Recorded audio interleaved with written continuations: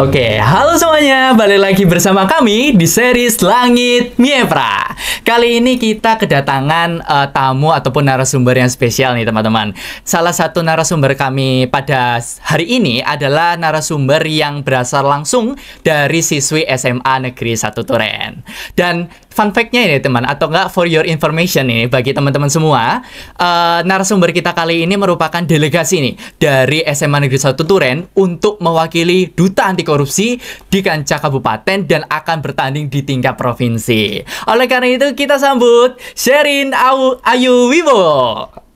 Nah, Sherin, mungkin ya sebelum kita deep down nih ya, atau berbicara dalam terkait tentang korupsi itu bagaimana ya, karena kan kita temanya tentang anti korupsi nih di sini. Mungkin Sherin bisa perkenalan dulu Ki, karena kan kalau misalnya orang-orang di sini atau biasanya itu perkenalan template ya, bisa dibilang kayak gitu, maka tak kenal maka tak sayang gitu ya. Jadi mungkin bisa perkenalan dulu.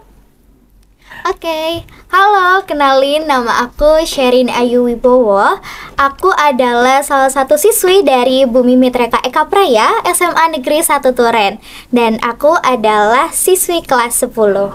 Oke, nah ngomong-ngomong nih ya terkait tentang korupsi. Nah pastinya kan teman-teman itu beberapa udah ada yang tahu nih terkait tentang korupsi itu apa sih, macamnya apa aja sih dan lain sebagainya. Tetapi kadang-kadang teman-teman itu masih kurang nih wawasannya terkait tentang korupsi itu apa. Dan selagi Sherin ini merupakan adalah duta dan juga delegasi dari SMA Negeri 1 Turen untuk mewakili lomba duta anti korupsi, aku ingin bertanya nih terhadap Sherin sendiri ya. Menurut Sherin, definisi korupsi itu apa sih? Jadi menurut sepemahaman aku, korupsi adalah kejahatan.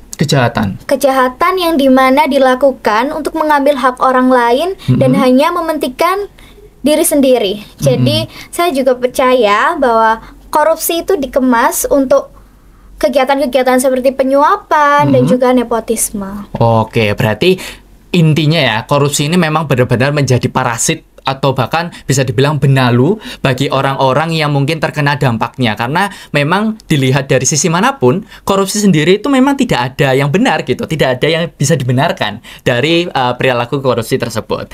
Nah, kemudian saya mau tanya ini, Sherin ya. Fun fact aja ya teman-teman ya. Buat teman-teman yang masih belum tahu, kalau misalnya saya lihat nih, saya research bahwa Indonesia itu berada di peringkat 110 dari 180 negara dalam indeks persepsi korupsi, atau enggak kalau bahasa Indonesia, bahasa Inggrisnya itu adalah indeks perception corruption, yang dimana disingkat itu ICP. Nah, bagaimana sih menurut Sherin sendiri tentang indeks ini? Kan pastinya dengan adanya indeks ini kita tahu ya terkait tentang korupsi yang sering marak terjadi di Indonesia ini, begitu.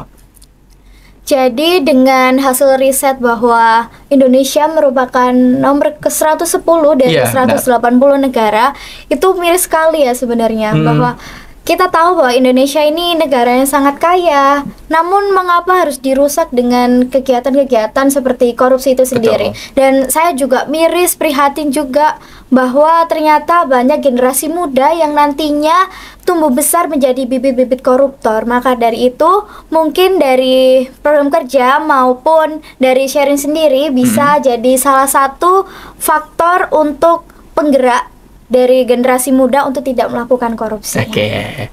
Nah, ya saya juga sama ya gini, karena melihat bahwa Indonesia yang memiliki banyak sekali beragam budaya, kemudian orang-orangnya beragam dan lain sebagainya, hal ini merupakan salah satu harta berharga atau bahkan kekuatan kita dalam mengalahkan korupsi itu sendiri. Kenapa kita harus merusak negara yang kasarannya udah bagus seperti ini dengan korupsi gitu, apalagi dengan peringkat 110 ini, aduh miris sekali saya terhadap negara ini.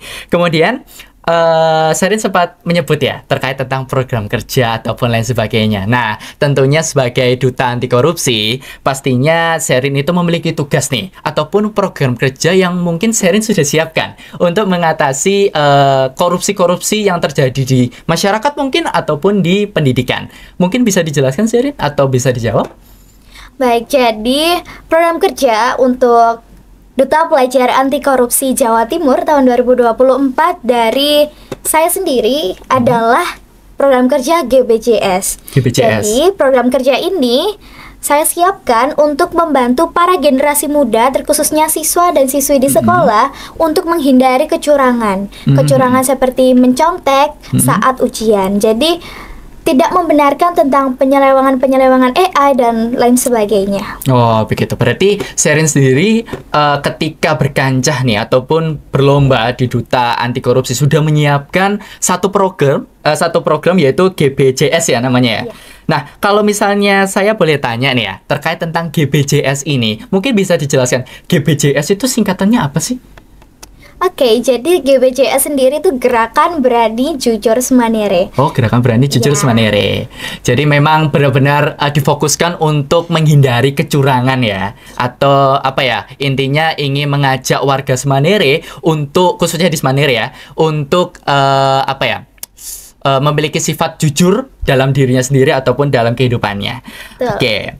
Nah, mengenai tentang kejujuran dan juga pastinya tentang masalah ya. Kan yang sering terjadi di sini sekarang adalah masalah tentang teknologi, teman-teman. Teknologi itu kan semakin marak, semakin upgrade kasarannya atau semakin meningkat. Nah, saya ingin membahas terkait tentang AI yang merupakan salah satunya masalah ataupun bisa menjadi benefit ya. Jadi di sini itu AI itu digunakan sebagai tantangan baru. Kita hidup di era-era teknologi yang dimana semuanya meningkat pesat, semuanya sedang tinggi-tingginya, semuanya sedang upgrade-upgrade-nya atau berlomba-lomba ingin menciptakan suatu teknologi yang baru, teknologi yang mungkin bisa membantu manusia ke depannya.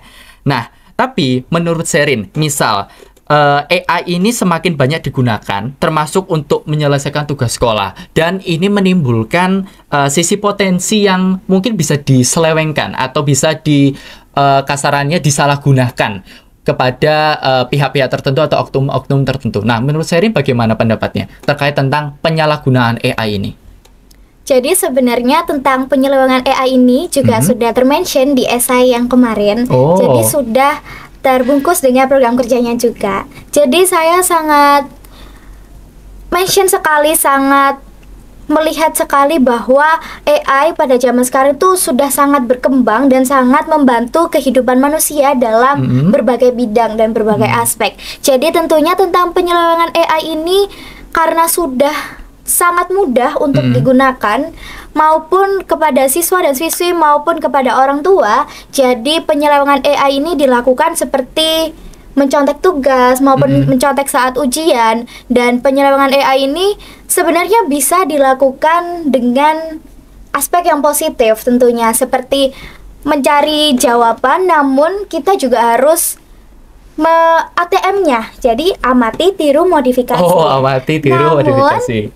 Ya, siswa dan siswi sekarang mungkin terlalu instan dalam mencari jawaban. Ya, benar. Jadi mengurangi etos kerja mereka yang dimana etos kerja sendiri kan bagian dari integritas. Jika integritas itu hilang, maka ya kita sangat berkembang sekali nanti bibit-bibit koruptornya. Oke.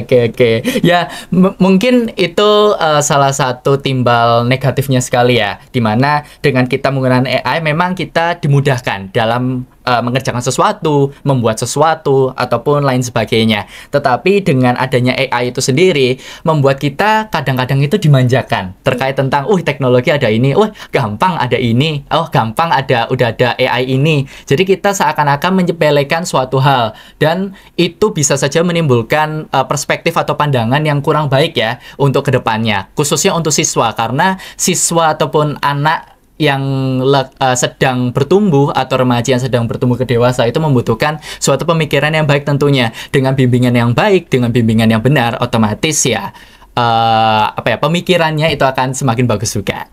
Nah, menurut Sherin nih, kan kita udah bahas AI, dan pastinya saya melihat bahwa kejujuran ataupun dari program kerjanya Sherin sendiri itu berguna untuk SMA Negeri 1 Turen, itu khususnya ya sekarang ya.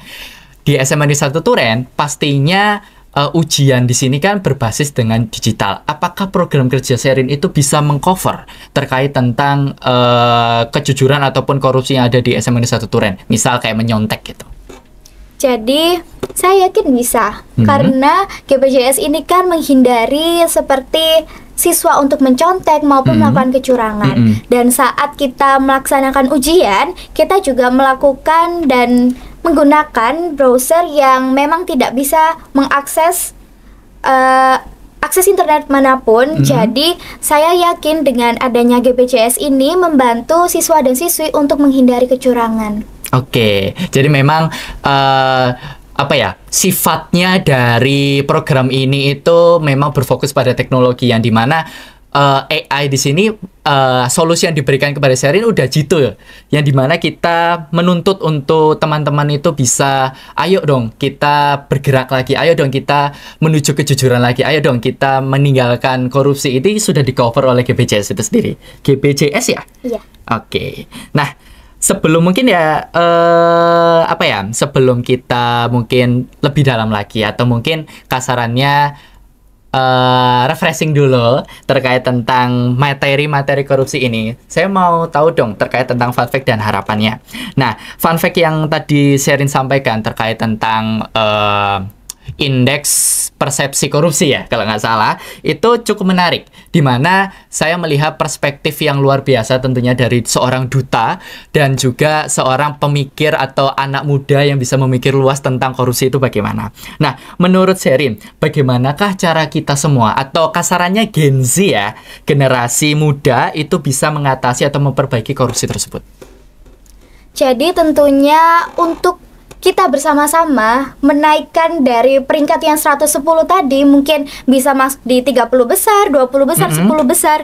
Itu kita harus memulainya dengan serentak dan bersama-sama. Tidak hanya aparat pemerintahan saja, tidak hanya komunitas-komunitas besar-besar saja, namun dimulai dari pendidikan anti korupsi dari sejak dini. Jadi dimulai dari generasi muda ikut tidak tergabung menjadi bibit-bibit koruptor dan tidak melakukan segala penyelewengan tentang korupsi, maka saya percaya kita bersama-sama bisa mewujudkan Indonesia Emas 2045, tentunya Indonesia yang bersih. Oke, luar biasa jawabannya. Nah, mungkin sebelum kita ini ya kepo-kepo lagi dan juga mungkin bahkan mengakhiri, saya pengen tahu dong mungkin ya contoh-contoh korupsi yang ada di sekolah yang mungkin terkesan sepele, tapi teman-teman itu kayak mengiyakan aja, udah nggak apa-apa, ya cuma segini aja. Itu mungkin saya bisa berbagi informasi terkait tentang hal itu mungkin. Ya, sebagai siswa juga ya tentunya. Jadi kita berteman dengan banyak orang dan korupsi yang sering kita ketahui maupun yang teman-teman ketahui secara garis besar itu mungkin hanya korupsi waktu dan juga seperti mencontek. Namun dengan hal sesepele membeli jajan di Kopsis mungkin membeli snack, ambilnya 2, tapi bayarnya cuma 1. Itu juga hal sepele tapi tetap korupsi saja, itu namanya. Waduh, saya pernah pelaku nggak ya? Saya pernah pelaku nggak ya? Ya kita nggak tahu ya. Mungkin bagi teman-teman Miepras mungkin yang merasa ini bahwa dulu pernah membeli di Kopsis atau bahkan di kantin sekolah atau bahkan di warung-warung terdekat dari teman-teman sendiri. Kalau misalnya teman-teman pernah ngerasa ya beli 2 tapi bayarnya cuma 1, beli 3 bayarnya cuma 2, ya sadar diri teman-teman, karena dari hal-hal seperti hal kecil atau sepele ternyata itu bisa menimbulkan habit yang cukup luar biasa negatif gitu, karena teman-teman akan terbiasa melakukan hal tersebut. Kedepannya kalau misalnya teman-teman mungkin mikir, ini kan cuma kayak begini aja, nggak akan laku kedepannya bakal begitu, ya belum tentu teman-teman. Jadi ya kalau misalnya memang bisa dikontrol dari awal ataupun dikontrol dari muda, kenapa enggak seperti itu. Nah, sebelum kita mengakhiri podcast kita, nah saya mau tanya nih, mungkin apakah ada pesan atau kesan untuk teman-teman Miepras terkait tentang korupsi tentunya? Jadi saya sendiri berharap dengan menjadi siswa SMA Negeri 1 Turen, saya bisa menjadi siswa yang berimpact dan berkontribusi baik tentunya, dan bisa berpraktik baik di sekolah kita ini. Nah, pesan saya untuk teman-teman, mungkin dengan kita bersama-sama menjadi generasi muda yang tidak tergabung dengan bibit-bibit koruptor dan tidak melakukan korupsi dalam hal sekecil apapun, saya yakin sekali bahwa kita bisa memerangi korupsi, apalagi kita bisa menyelamatkan negara kita dari korupsi. Oke, luar biasa ya teman-teman ya. Pesan-pesan yang sudah diberikan sendiri secara langsung ini oleh delegasi Duta Anti Korupsi SMA Negeri 1 Turen. Nah, untuk seri sendiri terima kasih sudah hadir di podcast saya sendiri, terutama atau podcast kami di Langit Miepra. Saya cukup terkesima, saya cukup terkesan terkait tentang wawasan yang dimiliki oleh Sherin sendiri, pandangan yang dimiliki oleh Sherin sendiri terkait tentang dunia anti korupsi, terkhususnya di lingkungan pendidikan, masyarakat ataupun negara Indonesia ini. Saya harap Sherin bisa terus berjuang ya di Duta Anti Korupsi tingkat kabupaten dan bahkan bisa lanjut lagi menuju tingkat provinsi, dan semoga juara tentunya ya, dan bisa mengharumkan nama SMA Negeri 1 Turen. Jadi buat teman-teman yang mungkin sudah terinspirasi atau bahkan mungkin sudah terinfluensi dengan Sherin, tentunya teman-teman bisa dong mengikuti langkah-langkah atau bahkan mungkin bisa introspeksi diri ya terkait tentang korupsi yang mungkin sudah teman-teman hadapi atau teman-teman lalui sekarang. Jadi oleh karena itu, terima kasih buat teman-teman warga Mieprans yang sudah menonton podcast ini dari awal sampai akhir. Semoga apapun yang kita bahas di sini bisa menjadi inspirasi dan juga bisa menjadi kesan yang bagus buat teman-teman semua. Sampai jumpa di episode selanjutnya. Dadah.